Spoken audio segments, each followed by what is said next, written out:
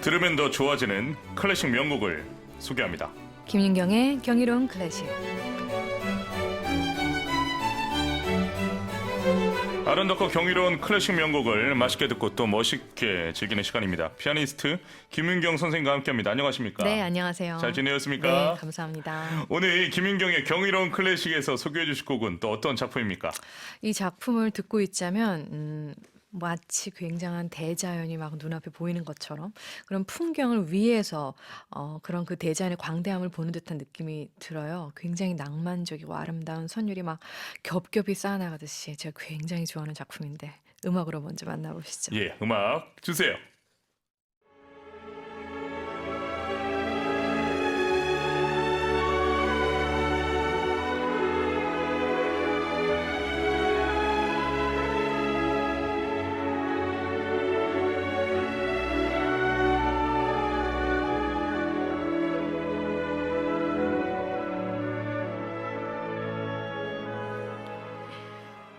저는 이 곡을 무서워서 잘 안 듣는 곡입니다. 왜요? 잘 못 듣겠어요. 좀 어려워요. 들을 때 그러니까 뭐가 어렵냐면 감정을 조절하기가 좀 어려워서. 그럴 것 같아요. 예, 그래서 저는 잘 안 듣는 곡인데 네. 오늘 방송에 소개하게 됐네요. 네. 우지는 마시고요.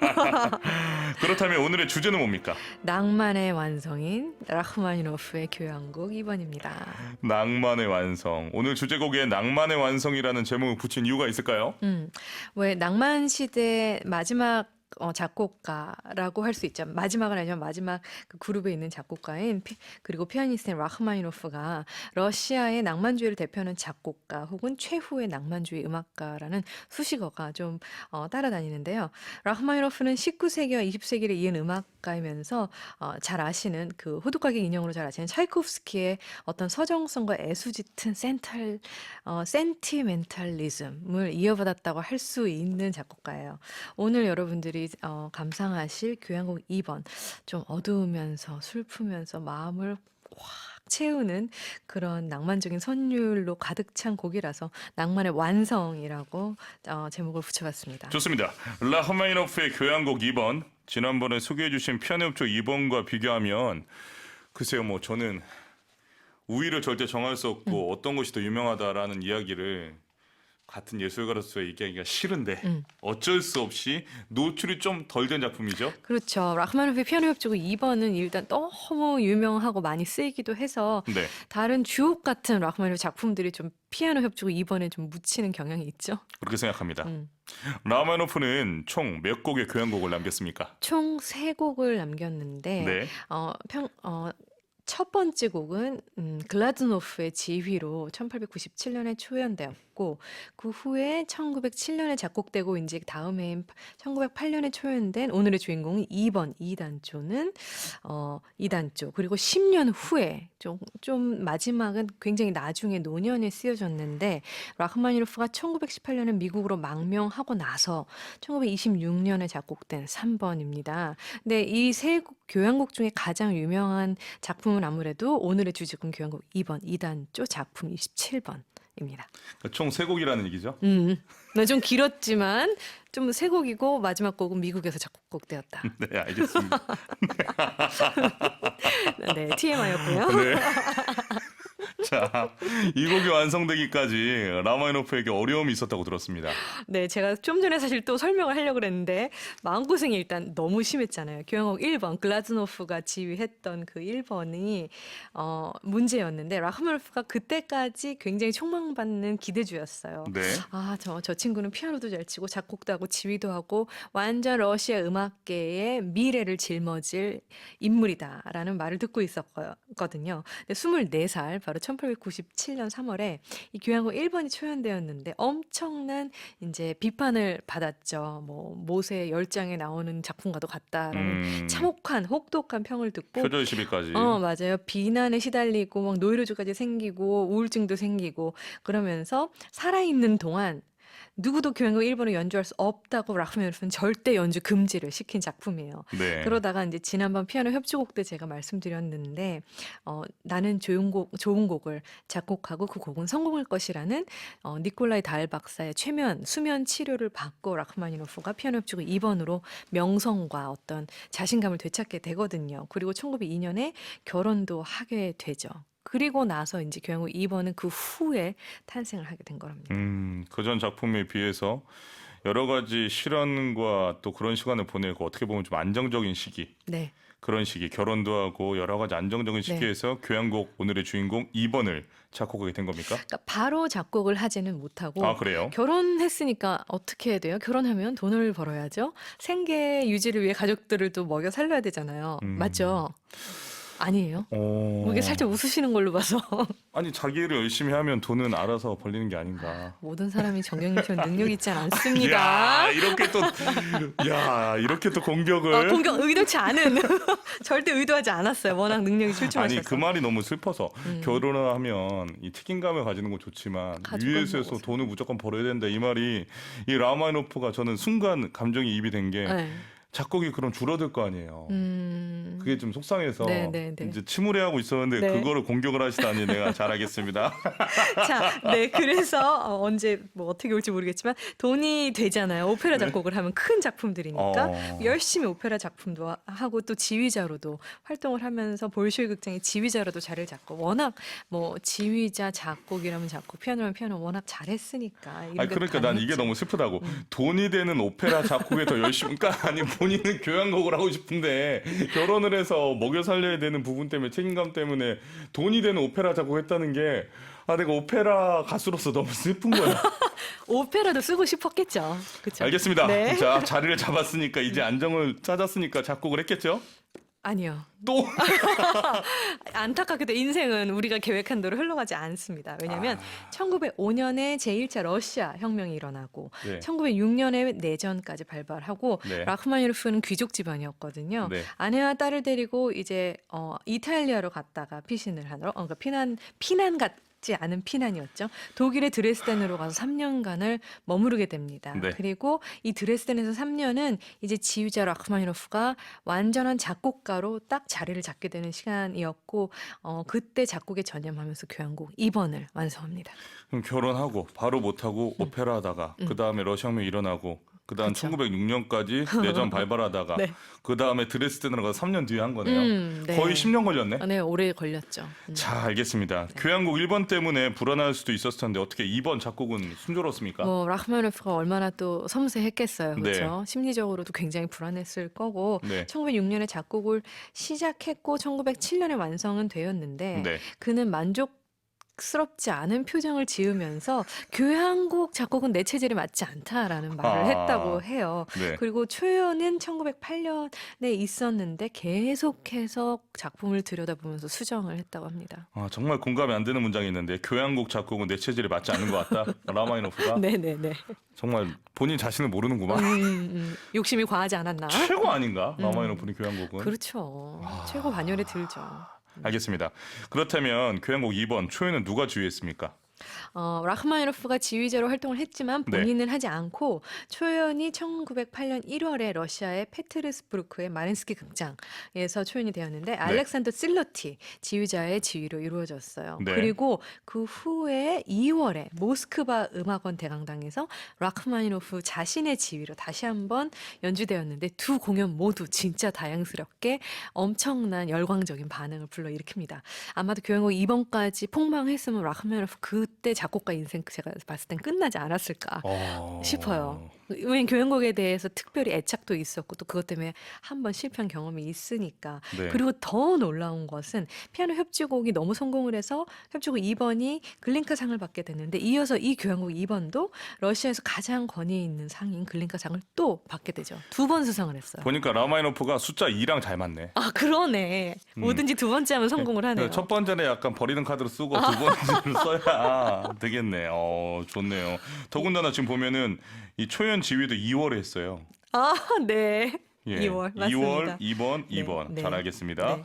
자, 그런데 이 곡은 전곡을 다 연주하지 않고 삭제하는 경우가 있습니까? 곡이 일단 굉장히 길었고요. 허허. 굉장히 장황하고 어떻게 보면 너무 많은 것을 표현하려고 그래서 산만할 수도 있다는 그런 또 평이 있어서 상당한 분량을 삭제 공연하기도 해요. 네. 그런데 이런 거는 그냥 그 연주자들이 임의로 한 게 아니고 작곡가 본인의 허가에 따라 이루어진 거기 때문에 아마도 삭제 버전이 라흐마니노프 본인이 원했던 최종 판단, 최종 결과물이 아닐까 이런 생각도 들기도 합니다. 그런데 이 악보가 1908년에 작곡된 직후에 바로 출판되지는 않았고 그리고 또 삭제 버전이 따로 공식적으로 출판되지는 않았다고 해요. 근데 이제 명연주로 꼽히는 버전이 바로 올먼디의 음반인데 연주 시간은 47분 정도밖에 안 될 정도로 굉장히 많은 부분이 삭제된 걸로 알고 있습니다. 그리고 얘기를 들어보니 올먼디가 직접 라흐마니노프로부터 지시사항이 기재된 스코어를 얻어서 지휘를 했대요. 그리고 또 라흐마니노프가 직접 올먼디를 만나서 리허설에 참여해서 조언도 해줬다고 하니까 아마도 이 올먼디 버전이 라흐마니노프의 의견이 많이 반영된 그런 최종 버전이 아닐까라는 또 생각을 할 수 있죠. 알겠습니다. 라흐마니노프 오먼디 할 때 그 딕션 듣느라 너무 좋다. 다른 문장이 안 들리던데. 아우 나는. 성악가 선생님 왜 그러십니까? 자, 매주와일 함께하는 김인경의 경이로운 클래식. 오늘은 낭만의 완성, 라흐마니노프 교향곡 2번을 중심으로 이야기하고 있습니다. 여기서 음악을 들려드리려고 하는데요. 어떤 곡을 들을까? 1악장, 2악장, 네, 3악장. 먼저 1악장을 감상하시고 네. 또 이따가 다른 악장을 감상하시도록 할게요. 그 다른 악장 감상하면 방송 끝나는 거 아닙니까? 그렇죠. 그렇죠. 네. 이렇게 길어서. 응. 알겠습니다. 라흐마니노프의 교향곡 2번 2단조 작품으로 27 중에서 여러분 1악장 들려드립니다. 아쉽네요. 더 듣고 싶은데. 네, 맞아요. 자, 라흐마니노프 교향곡 2번 2단조 작품으로 27 중 1악장을 발췌해서 들려드렸는데요. 앙드레 프레민이 주의하는 런던 심포니 오케스트라 연주로 감상하셨습니다. 여러분은 지금 EBS FM 정경의 11시 클래식을 듣고 계십니다. 오늘은 라흐마니노프 교향곡 2번을 중심으로 이야기 나누고 있습니다. 이제부터는 작품에 대한 이야기를 해보겠습니다. 좀 전에 들은 1악장부터 이야기를 해보겠는데요. 이 곡은 첼로와 더블 베이스의 선율이 느리고 무겁게 하지만 뭔가 그 다음 큰 산이 있다는 걸 암시하는 포문을 여는 것 같아요. 1악장은 라르고로 시작해서 알레그로 네. 모데라토로 이제 이어지거든요. 여러분들 지금 들으신 좀 첼로와 그런 더블 베이스의 굉장히 어두운 선율로 시작이 되잖아요. 느리게. 근데 굉장히 장대하면서 마치 대하 드라마, 굉장히 긴 대하 드라마를 보는 그 시작 부분이라고 느끼실 수 있을 것 같아요. 네. 근데 이 첼로 더블 베이스의 이 모토가 사실은 악장 중간중간에도 다시 등장하면서 클라이맥스로 갈 때 같이 가는 것뿐만이 아니고 이 주제는 다른 악장들에게도 다양한 영향을 미치죠. 제가 상당히 좋아하는 악장인데 계속 듣다 보면 막 음악이 벅차오르면서 굉장히 광활한 대지를 보는 듯한 느낌이 드는데 사색적이기도 하고 신비롭고 또 드라마틱한 그런 낭만성이 있습니다. 네. 이거와 상반된 악장, 2악장 알레그로 몰토인데 2분의 2 굉장히 지금까지 들으신 것은 좀 긴장도 있고 그 긴장으로 인한 피로가 있다면 아주 활기차고 발랄한 그 스케르초 악장이라고 할 수 있어요. 현악기는 굉장히 경쾌한 리듬으로 가고 그 위에 이제 혼이 영웅적인 주제를 연주를 하게 되는데 이 혼이 상당히 이 악장에서는 중요하죠. 왜냐하면 말미에 이제 코랄의 부분이 콘으로 연주되면서 DS1의 진노의 날 선율과 밀접한 주제를 연결해서 연주를 하면서 굉장히 우리한테 강한 인상을 남겨줍니다. 그렇군요. DS1에 맞아요. 진노의 날 선율과 연결되어 있다. 알겠습니다. 교향곡 2번은 3악장을 들으려고 듣는다. 이런 이야기를 하는 분들이 많이 계시죠. 그렇죠. 보통은 교향곡의 3악장은 느리지 않고 사실 2악장이 느린 악장인 경우도 있고 3악장이 대부분은 좀 빠르고 경쾌한데 라흐마니노프 교향곡 2번의 3악장은 아다지오, 안단테보다도 느린 아다지오 템포예요. 네. 4분의 4박자인데 이제 라흐마니노프가 협주곡에서도 그렇고 뭐 파가니니 랩소디에 의한 변주곡에서도 그렇고 굉장히 그런 아름다운 선율로 사람들을 매료시키는 재주가 있거든요. 아마도 멜로디 메이커 라흐마니노프의 재능이 최고조에 다루는 작품 중에 중에 하나인가 이 교향곡 3악장. 처음에 클라리넷부터 시작되면서 마치 뭐 차이콥스키 비창 교향곡에 등장하는 그런 느린 칸타빌레 주제와 같은 막 사람을 매료시키는 황홀한 매력이 있고 어떤 사람은 설탕과 꿀 초콜릿으로 번복된 음악이라고 너무 이제 과하다라고 불평하기도 했다고 하지만 굉장히 이렇듯 감미롭고 풍성한 선율이 좀 듣는 이들의 마음속에 잊을 수 없는 그런 감흥을 안겨주는 것 같아서 많은 이들의 사랑을 받는 것 같습니다. 알겠습니다. 그리고 이어서 이제 사악장은 또 상반된 분위기로 알레그로 비바체 완전히 빠른 2분의 2박자로 다시 전환이 됩니다. 좀 피날레 악장으로 굉장히 축전적인 분위기고요. 아주 위풍당당한 행진곡 리듬, 또 금관의 팡파르, 또 현악기의 아름다운 서정적인 선율들이 굉장히 부각되면서 아주 찬란한 클라이맥스로 도달이 됐다가 마치 그 피아노 협주곡 2번에서 피날레를 몰아치듯 그런 리듬과 분위기로 장대한 막을 내리게 됩니다. 개인적으로 1, 2, 3, 4악장 중에 어떤 악장 가장 좋아하세요? 물론 저는 3악장을 그냥 무조건적으로 좋아하고 사실은 1악장과 3악장을 즐겨 들어요. 아. 1악장의 그 긴 흐름에서 클라이맥스 도달하는 부분까지 갈 때 막 희열이 느껴진답니다. 보기보다 굉장히 또 드라마틱하신 부분을 좋아하시는구나. 네. 참 이게 그런 것 같아요. 저같이 이렇게 뚱뚱한 사람들은 또 의외로 소품을 좋아하고 그렇죠. 또 이게 아기자기하신 분들은 또 네. 더 드라마틱한 네. 거라 아무래도 상대적으로 그런 부분들을 그런가 봐요. 그런 것 같아요. 그래서 제가 꼭 여쭤보고 싶었습니다. 네. 야, 1악장과 3악장 좋습니다.